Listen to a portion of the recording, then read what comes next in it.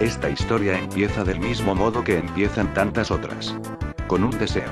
Un deseo que comenzó a engendrarse en la escuela, y acabó por adquirir forma en la habitación de su creadora, durante el que era, en apariencia al menos, el más común de los días de otoño, sin nada que valiera la pena recordar para la posteridad ocurriendo en el salón de clases, por las calles de regreso a casa, dentro de la cocina, o sobre la cama de aquella pieza invariablemente limpia.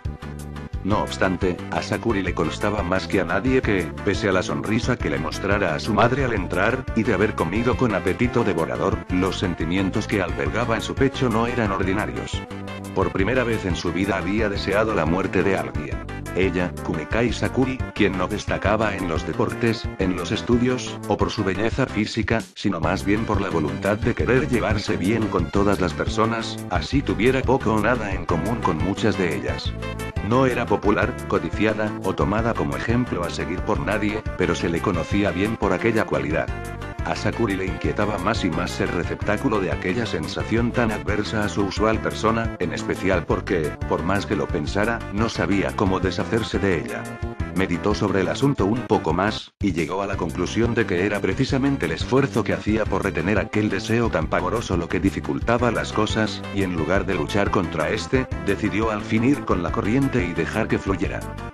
Era Sakuri el tipo de chica que mataba por despecho, luego de haber perdido al chico que era objeto de su afecto, por culpa de la que creía era su mejor amiga hasta aquella fecha.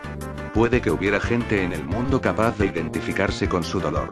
Después de todo, Sakuri le había dicho a Mai lo mucho que Yuto le gustaba decenas de veces. Tenía la certeza de que, pasar a lo que pasara al final, ella al menos se le declararía. Era lícito, pues, que Sakuri sintiera ganas de matar a Mai por haberle robado hasta la posibilidad de haber sido aceptada por Yuto, pero ella sabía mejor que nadie que no estaba hecha de aquel material tan candente y áspero.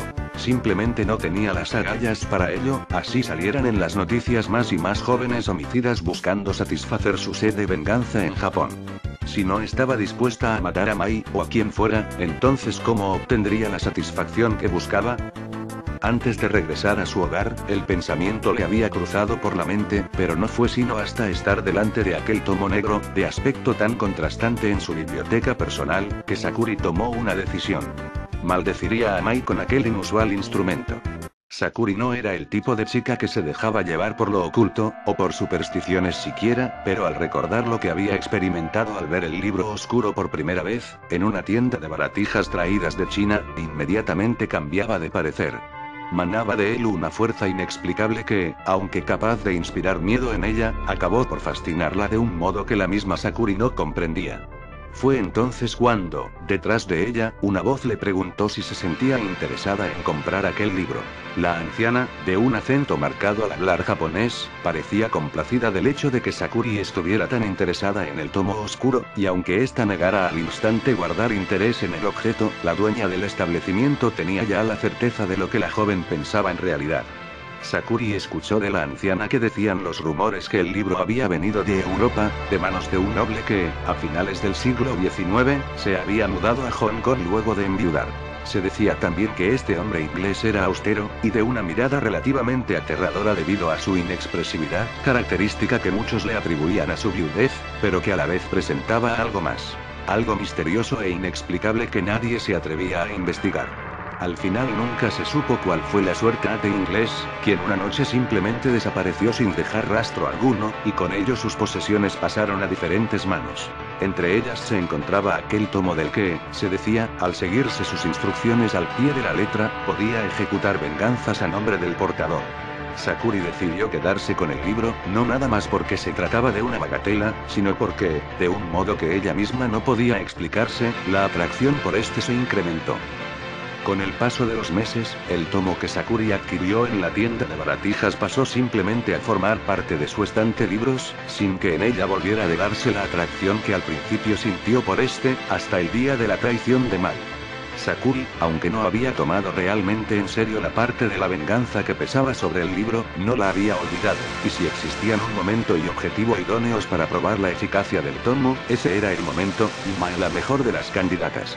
Sakuri abrió el libro sin saber por dónde comenzar, o qué buscaba exactamente. El texto estaba redactado en inglés antiguo, y lo único que podía distinguir con claridad era lo tétrico de sus imágenes, colmadas de escenarios oscuros y espeluznantes, en donde los árboles no crecían y la gente podía hallarse por doquier sufriendo de cientos de maneras.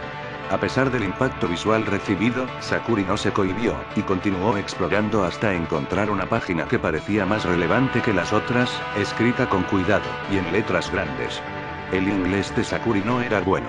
De hecho, inglés era la materia en la que peor iba y, sin embargo, como por instinto, comenzó a leer. Recitó despacio, pero con seguridad. No le tomó ni un minuto llevar esto a cabo y, aunque no sabía lo que había dicho exactamente, tuvo la extraña certeza de haber ejecutado aquel ritual al pie de la letra. Permaneció callada unos segundos más y, sonriendo, cerró el tomo y lo volvió a colocar en su puesto en el estante. No esperaba que fuera a suceder algo en particular. De hecho, podría decirse que no tenía fe en ello en lo absoluto. Comprobar con alivio que aquello en lo que había pensado momentos atrás no eran más que supercherías, Sakuri incluso sintió alivio, pensando en qué hubiera pasado si Mai, a consecuencia de sus acciones, hubiera muerto realmente. Sakuri se sintió mejor y con muchas ganas de dormir, y en ese sentido al menos, el libro logró cumplir con su cometido. Libros misteriosos, de procedencia desconocida, ligados a ceremonias que podían conducir a la muerte de alguien. Sakuri no le temía ni a las posibilidades ni a las consecuencias. El tomo procedía de un país lejano, y una cultura aún más lejana para ella, monoteísta, creyente de glorias y castigos que duraban por toda la eternidad. Ella no se sentía ni advertida, ni observada por la providencia o cualquier otro tipo de fuerza sobrenatural. Para Kunikai Sakuri, aquella había sido una acción llevada a cabo de pronto, sin cavilaciones, tanto para apaciguar su ira como para satisfacer su curiosidad. ¿Qué temor, pues, podía sentir esta jovencita de 14 años, encerrada en aquella esfera de escepticismo e inconsecuencia, al cerrar sus ojos aquella noche?